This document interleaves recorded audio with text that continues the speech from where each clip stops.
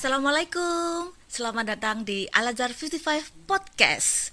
Kali ini kita kedatangan tamu yang sudah lama kami nanti-nantikan, yaitu Bu Annalisa Widianingrum. Terima kasih Bu Iyut. Iya, Waalaikumsalam Ibu. warahmatullahi wabarakatuh. Senang banget saya datang ke sekolahnya anak saya sendiri. Alhamdulillah. Apa kabar Ibu? Alhamdulillah baik Bu Iyut. Pandemi kemarin tuh di dunianya Ibu Profesi agak, saya Bu ya. iya. Agak berubah. Yang dulu biasanya saya selalu terbang harus datang secara offline. Justru hikmah pandemi saya bisa nemenin anak sekolah online karena iya, ibunya oke. juga online. Tapi online Alhamdulillah. terus tuh capek juga ya Bu ya. Iya ya Bu ya.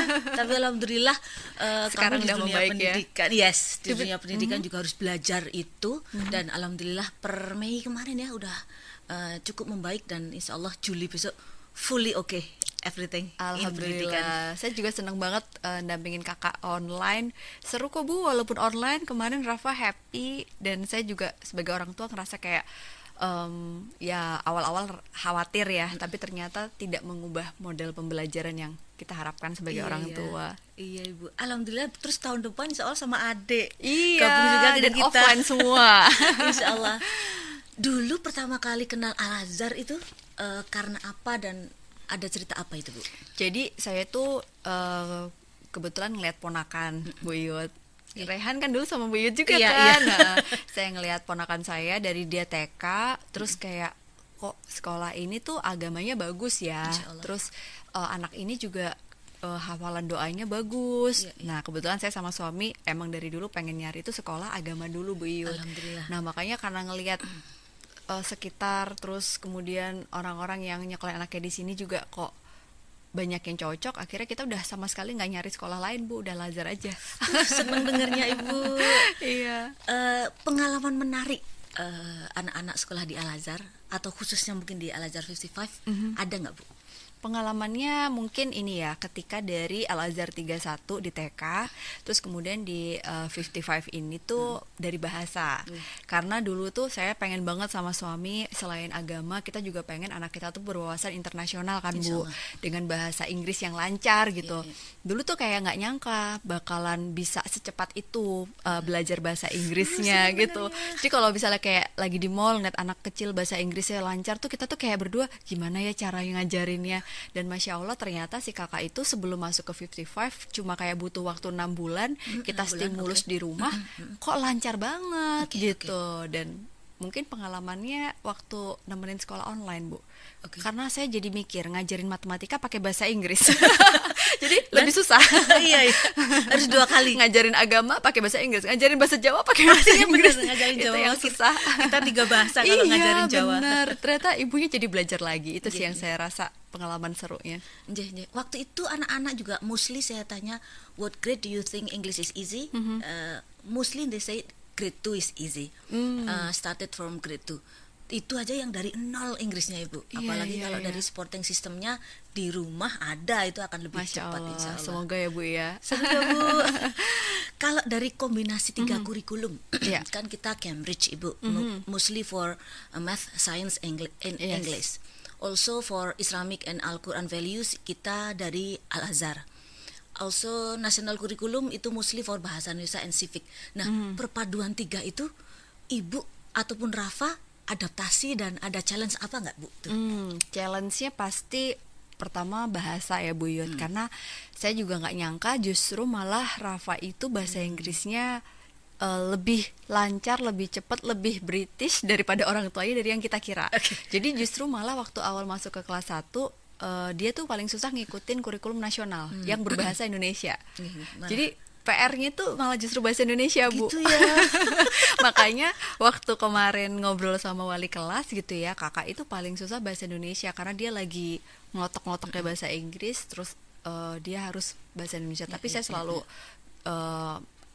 menekankan bahwa kita orang Indonesia, bahasa Indonesia juga penting. Yes, betul. Kakak harus bisa, dan alhamdulillah dia ngomong sama kayak eyangnya, mbak di rumah, walaupun campur-campur dia tapi mau bahasa Indonesia. Wow, seru itu. Saya suka sih Bu kurikulum 55 ini karena gimana ya, kita kadang nyari yang internasional tapi agamanya kurang. Iya. Padahal dasar basic kalau kami sebagai orang tua agama tuh nomor 1 Iya, gitu iya, kan Bu insya Allah. pegangannya. Nah di 3 kurikulum ini tuh kita bisa ngerasain sebagai orang tua dapat semuanya, agamanya bagus, seneng dengernya. wawasan internasionalnya juga dapat, bahasa Inggris, dan nggak melupakan kurikulum nasional. Jadi kayaknya paket lengkap Bu Yud. Alhamdulillah. Coba bikin TK-nya Bu. Iya semoga dan SMP dan SMA. Iya Bu. Insya Allah segera. PR loh, kita kayak SMP-nya besok di mana kalau nggak ada internasional. Iya gitu. semoga Bu minta doanya. Siap Bu, insya semoga Allah. yayasan siap untuk segera merealisasikannya. Betul. Kalau tentang kita kan every October and March we have SLC Bu. Iya. Nah SLC-nya Rafa yang perlu diketahui nih, SLC itu student led conference. When we invite the parents to go to school and the student present what they have learned. Lah ini Rafa kemarin perkembangannya seperti apa Ibu? Iya Bu Yud, saya amazed sama perkembangan Rafa, terutama kepercayaan diri dia. Karena kenapa saya memilih Al Azhar 55? Karena diri, memang karena memang kita yakin bahwa dulu pernah ngobrol sama Bu Yud ya terkait konsep growth mindset yang diterapkan kepada siswa-siswi yang ada di sini. Betul. Terus saya kayak langsung jatuh hati gitu Bu. Pada pandangan pertama, ada SD yang punya mindset seperti ini ya gitu. Terus saya juga sebagai seorang ibu, tapi juga background saya di psikologi, saya melihat ini yang kita cari sebagai orang tua. Rafa itu dulu waktu TK pemalu banget Bu Yud. Saya masih ingat waktu dia KB, dia itu pegangan kaki gurunya. Kaki Bu Ersi wali kelasnya waktu itu. Terus saya kayak dari pojokan tuh kayak ya ampun anaknya psikolog gitu.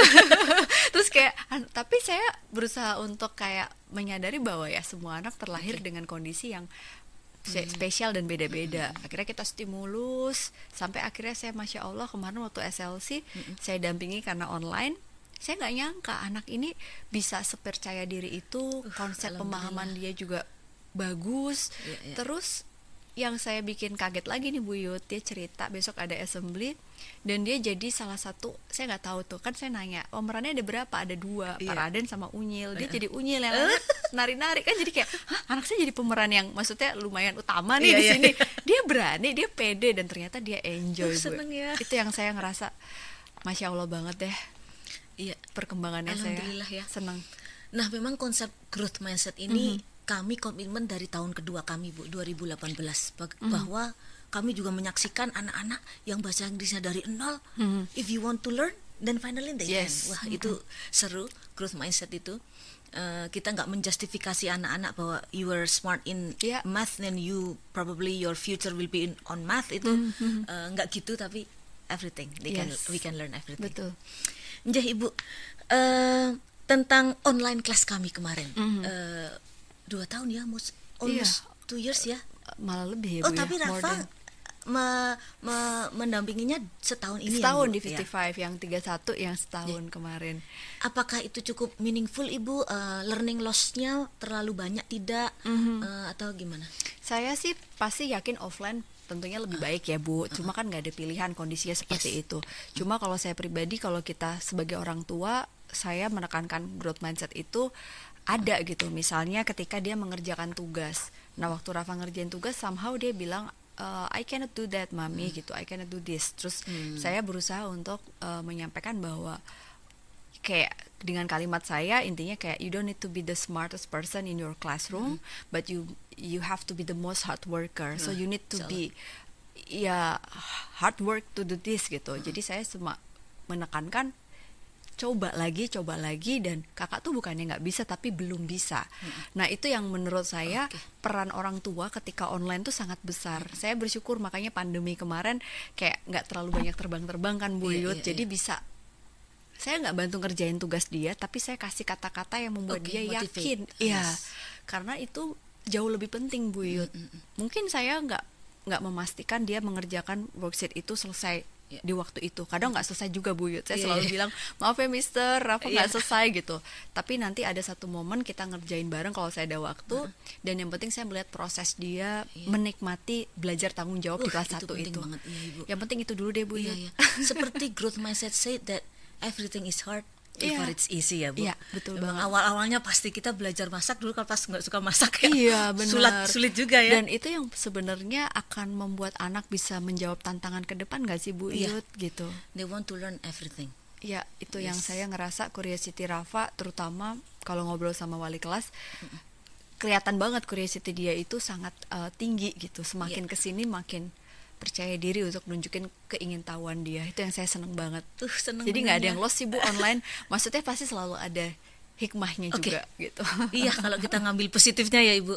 Benar. Nah, salah satu misi sekolah itu menjadikan anak-anak independent learners. Nah, di fondasi kelas 1 ini Rafa udah mulai kebentuk belum Ibu?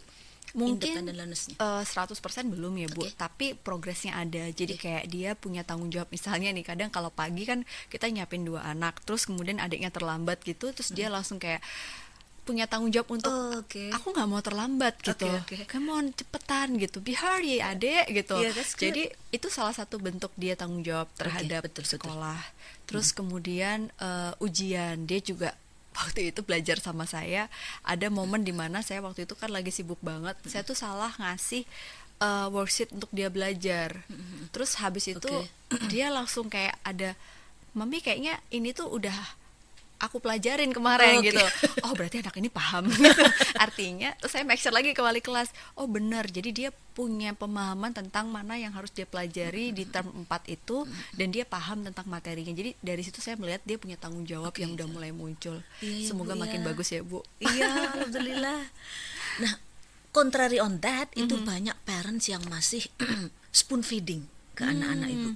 Jadi ilmu itu disiapin, udah dimudahkan oleh orang tuanya, terus anaknya itu seakan-akan yang penting nilaimu bagus gitu. Nah, itu. Baik itu dibantu dengan rangkuman, kisi-kisi atau gimana. Ini yang konsep spoon feeding dengan independent learners ini gimana Bu? Apalagi dari sisi psikologi ya. Iya, saya jujur dulu adalah siswa dengan metode yang spoon feeding itu Bu.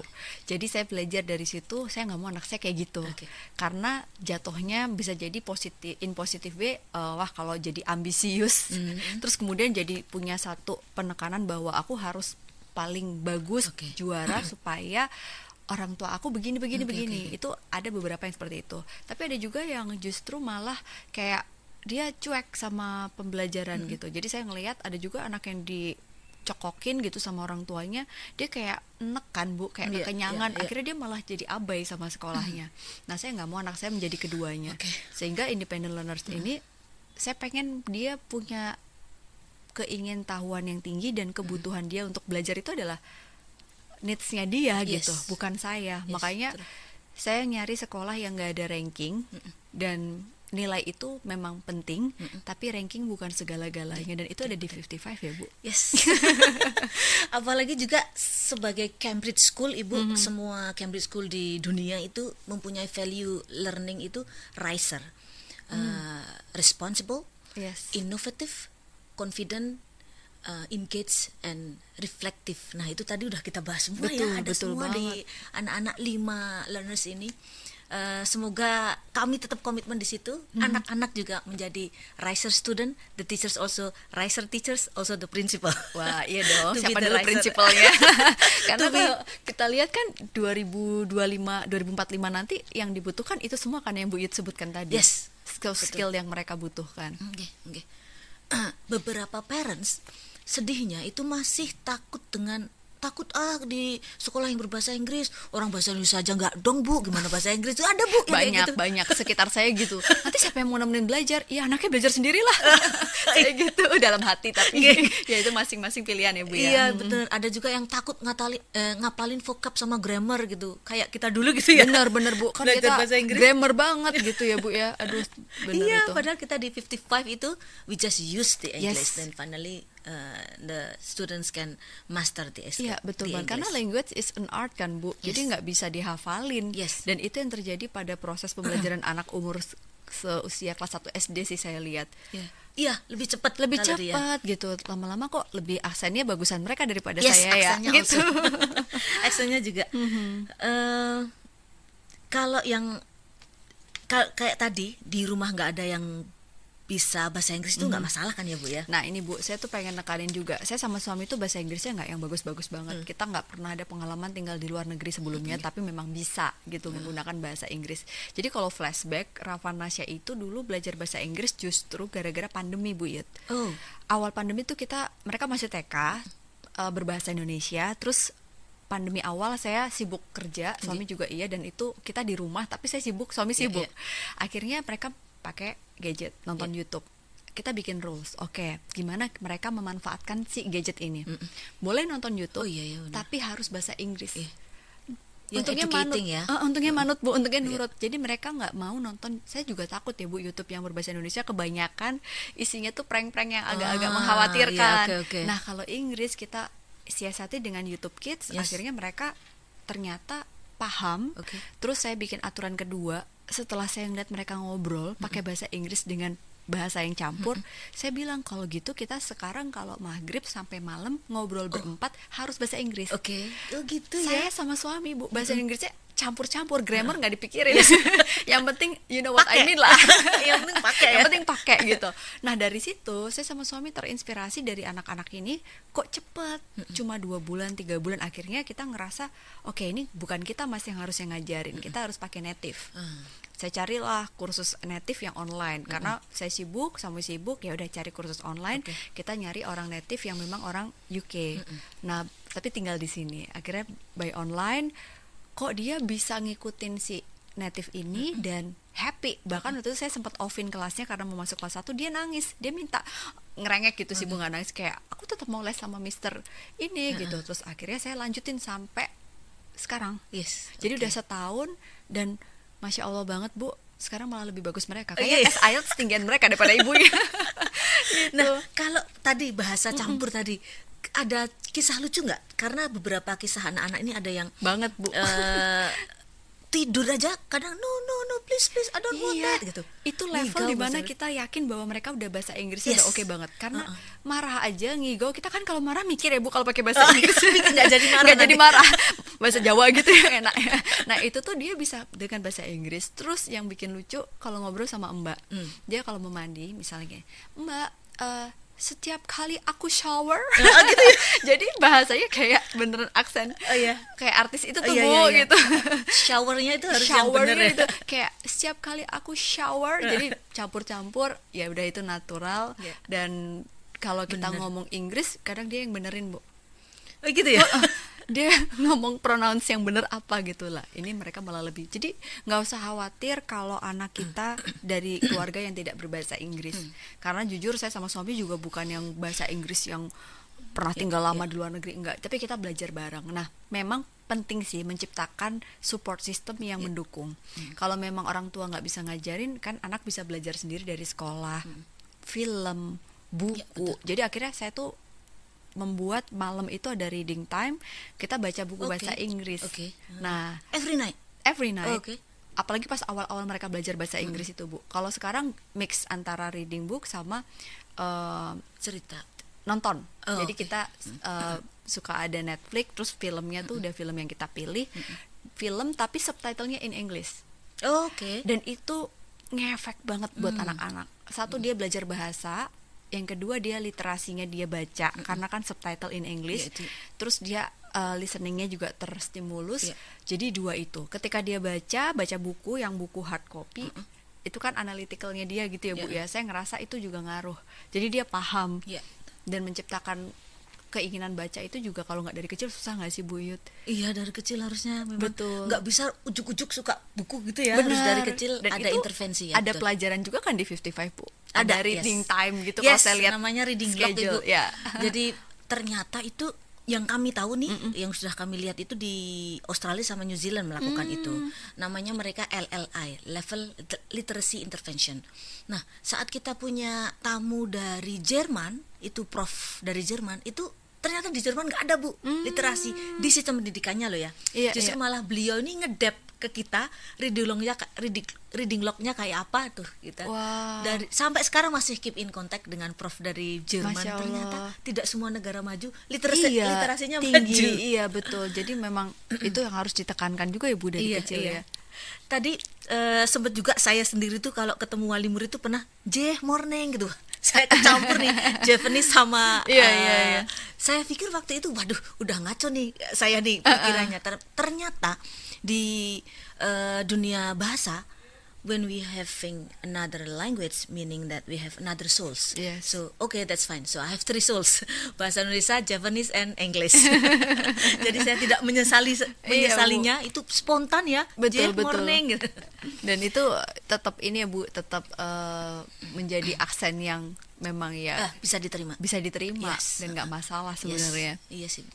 Nah, kalau untuk tantangan global Ibu, komunikasi ke depan, bahasa Inggris, Japanese, Indonesia, atau apa tuh tantangan globalisasi khususnya pada global community, dynamic global community. Iya, saya melihat dari mengacu World Economic Forum itu kan 2045 akan terjadi tantangan globalisasi itu ya Bu ya, terutama Indonesia buat ada di era Golden Age gitu. Dimana mungkin Rafa udah umur berapa ya, udah masuk dunia kerja lah intinya gitu ya.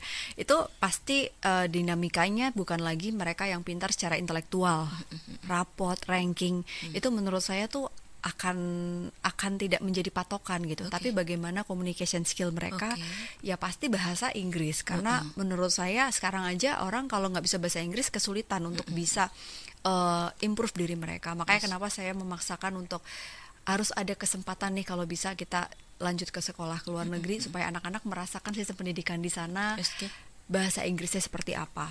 Terus yang kedua mungkin creativity Bu. Itu yang saya lihat kalau dibatasi ranking, saya membayangkan seolah kalau kita anak tuh harus ranking 1, 2 atau begini, anak jadi kayak terpatok sama aku harus begini, jadi kreativitas dia nggak berkembang. Iya. Dan saya rasa globalisasi besok ke depan akan ada AI, artificial intelligence yang membutuhkan man behind itu. Jadi orangnya harus lebih canggih daripada si teknologi. Makanya kreativitas, critical thinking itu juga saya rasa penting ya Bu. Jadi dengan adanya bahasa 3 bahasa atau 4 bahasa, bahkan mungkin 5 bahasa, nanti ada Mandarin atau segala macam, itu akan memudahkan mereka untuk bisa dalam lingkup global apa yang mereka tangkap secara kritikal, mereka bisa nggak langsung diterima mentah-mentah gitu loh Bu. Paling dicari orang ya bisa ya Bu ya. Ya itu yang saya harap seperti itu. Dan yang pasti mereka bisa punya kolaborasi yang bagus. Dan itu yang kenapa saya yakin dengan bahasa yang semakin banyak dikuasai anak, dia semakin bisa berkolaborasi dengan banyak ras, suku, agama, negara gitu. Itu yang saya tekankan sekali terhadap tumbuh kembang mereka, terutama di pendidikannya, seperti itu. Kalau di sekolah kami tuh bicara tentang global perspektif itu, Ibu, bahwa perspektif itu nggak selalu perspektifnya dia yang benar. We respect others' perspective dan also respect their own perspective. Seru itu kita bicara tentang rich and poor, young and old, healthy and unhealthy food, gitu anak-anak bicara di kelas. Excited seperti ya? itu. Iya betul. Nah kalau di sini yang seru ini Bu, saya pengen nanya Bu Ana, itu perspektif muslimah dengan globalisasi. Haruskah kita segitunya Ibu bisa terbang secara kita ini muslim yang mungkin mempunyai tugas utama di rumah, tapi juga harus seberapanya kami sebagai muslimah ini di luar sana itu berperspektif global. Penting sekali karena sebagai muslimah kita punya peran juga sebagai ibu. Di mana kita melahirkan para pemimpin, bisa jadi mereka sebagai seorang ayah, pemimpin keluarga di rumah. Sehingga ibu yang berwawasan global, dia akan mendidik anaknya untuk bisa menjadi calon pemimpin yang berwawasan global juga. Insya Allah ya Bu. Dan saya selalu berpatokan bahwa kita tidak menghilangkan identitas kita sebagai muslimah gitu. Misalnya dengan hijab yang kita gunakan, ibadah yang kita jalankan, nilai-nilai yang kita pegang. Jadi justru malah menjadi tantangan untuk para muslimah di global gitu ya, dengan global perspektif ini, bahwa kita punya kesempatan yang sama dengan mereka-mereka yang bukan muslimah gitu. Justru tunjukkan bahwa kita tuh respect dan kita punya empati yang tinggi, dan itu yang sebenarnya bisa kita terapkan juga kepada anak-anak sejak dini. Insya Allah gitu, ya, seru ya Bu. Iya, aduh terharu saya kalau ngomongin. Bayangin langsung kayak apa, mau di Ayunda versi muslimah hijabnya nanti Bu ya, Anasya ya Bu, amin. Kalau ngomong gitu rasanya terharu gitu. Jadi kita nggak menjustifikasi bahwa yang paling benar tuh mindsetku. Iya mindset betul. Yang lain itu salah gitu. Bahkan belajar juga kan Bu, kalau nggak salah saya kalau tuh nemenin Rafa, dia belajar tentang agama lain, Yes. dia belajar tentang multicultural dari setiap negara gitu. Jadi itu yang saya rasa juga menumbuhkan empati dia terhadap keberagaman gitu. Anjay Ibu, leres ya Allah, senang dengarnya ya Bu ya. Nah, Al-Azhar ini udah 17 tahun Ibu. Waduh, Sweet 17 ya Bu? Iya, benar-benar Gak berasa. Dan sudah 10 unit, kita mempunyai boarding putra, boarding putri. Menurut Ibu, adanya boarding Muslim modern di Jogja ini gimana Bu? Tantangannya atau siapkah masyarakat Jogja atau bahkan Indonesia sih sebenarnya banyak murid boarding itu dari Luar banyak ya, Bu, luar Jogja banyak ya. luar Jawa juga. Iya. Itu gimana Bu? Saya melihat boarding ini menjadi satu pilihan yang mungkin dipilih oleh beberapa orang tua yang pengen anaknya mandiri gitu ya Bu. Tapi kan memang tidak semua orang tua punya pilihan itu. Nah mungkin tantangannya adalah bagaimana masyarakat bisa ini meyakini bahwa pembelajaran secara metode pesantren boarding, ya. itu bisa bagus dan bisa apa ya Bu, aman, dipastikan anak-anak ini bisa mendapatkan learning proses dari bukan hanya mata pelajaran di kelas, tapi ketika dia jauh dari orang tua, ketika dia bisa tanggung jawab, responsibility gitu. Dan ya mungkin perlu ada ini ya Bu, kayak semacam competitiveness yang lumayan tinggi, karena menurut saya di Jogja ini masih belum seperti kayak di kota besar kayak di Jakarta gitu ya Bu ya, atau mungkin ada stigma yang cukup besar terhadap boarding, di mana boarding school itu dikatakan sebagai pesantren yang seperti pesantren-pesantren yang wah keras gitu. Terus kemudian ada stigma-stigma yang mungkin perlu dibuktikan gitu. Ini mungkin tantangannya Al-Azhar untuk bisa. Semoga kita bisa.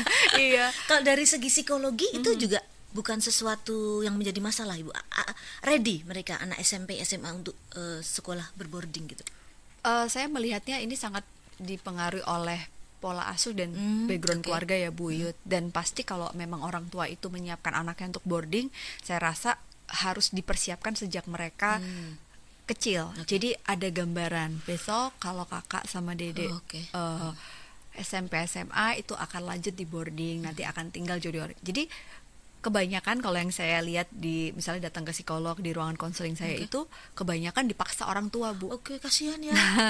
Jadi nggak ada pembekalan yang jauh hari, tiba-tiba anak diterjunkan, lalu nanti orang tua menuntut pihak boarding school ini untuk mendidik anaknya sedemikian rupa. Padahal kayak ibaratnya di laundry deh Bu, baju itu kan datang ke laundry ada yang luntur, ada yang kasihan ya masih bersih, ya kan Bu. Nah kalau kayak cuma masukin ke laundry doang tapi nggak ngelihat bagaimana dulu sebelum dia masuk di boarding, itu kayak masukin baju cucian ke laundry, nggak lihat dulu gimana. Nah artinya perlu ada kesinambungan pola asuh biar nggak kaget dan nggak berontak. Pemaksaan itu mungkin pasti ada ya, mungkin di awal anaknya juga harus punya motivasi juga gitu, dan itu yang saya rasa tiap keluarga beda-beda kondisinya. Kalau saya sih belum siap Bu.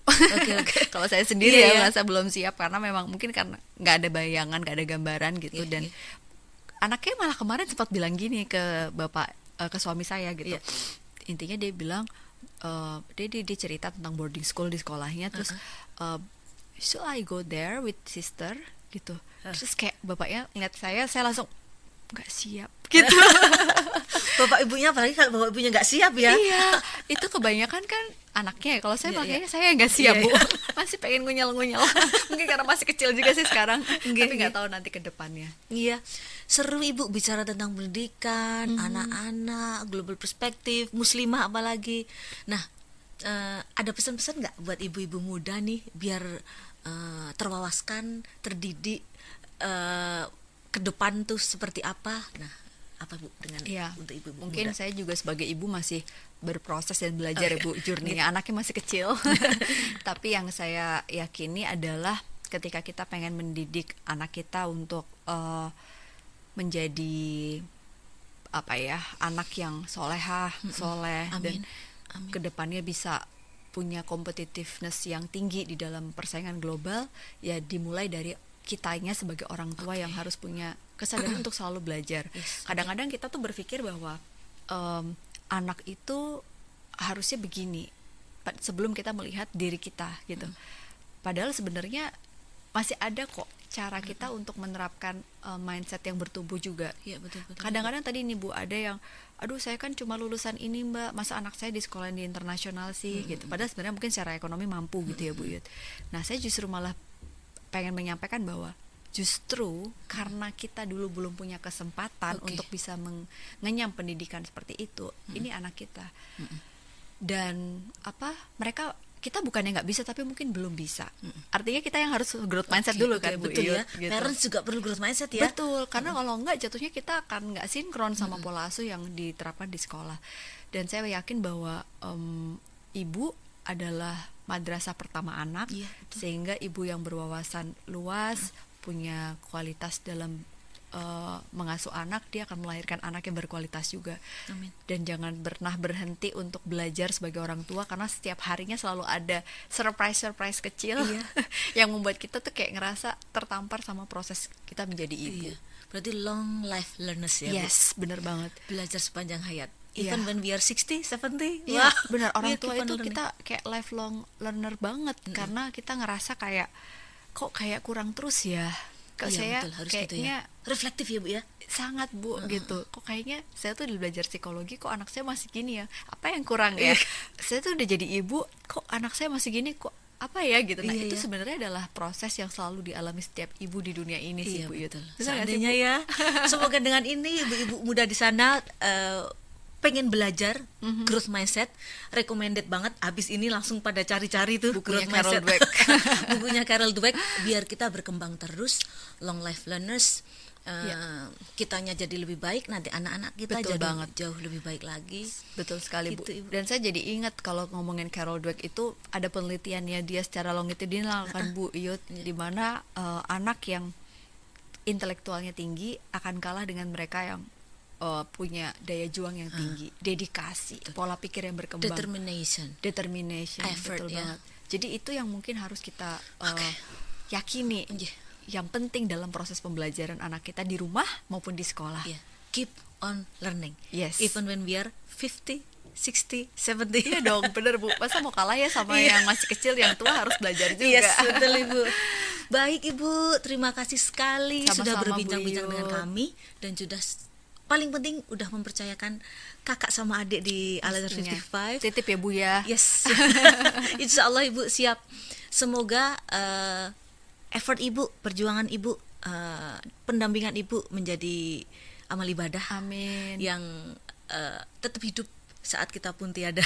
Amin Bu. Jadi amal jariah. Dan itu pasti juga doa kita para orang tua buat para guru, teachers yang ada di 55 maupun dimanapun ya Bu, terutama di Al-Azhar. Terima kasih banget, karena saya ngerasa tanpa Bapak Ibu guru kita tuh bukan siapa-siapa. Masya Allah. Tanpa Bapak Ibu guru anak kita tuh nggak bisa apa-apa gitu. Apalagi Bapak Ibunya sibuk kayak saya gitu kan. Jadi kadang-kadang misalnya dia nanya, kok anaknya pinter banget sih Mbak gitu. Itu bukan karena saya aja, tapi juga karena Bapak Ibu guru yang bersinergi bersama, bekerja sama untuk mendidik mereka. Terima kasih banyak Bu Iyut. Iya Ibu, kami yang terima kasih banyak. For the audience, thank you for joining us. Wassalamualaikum warahmatullahi wabarakatuh. Waalaikumsalam warahmatullahi wabarakatuh.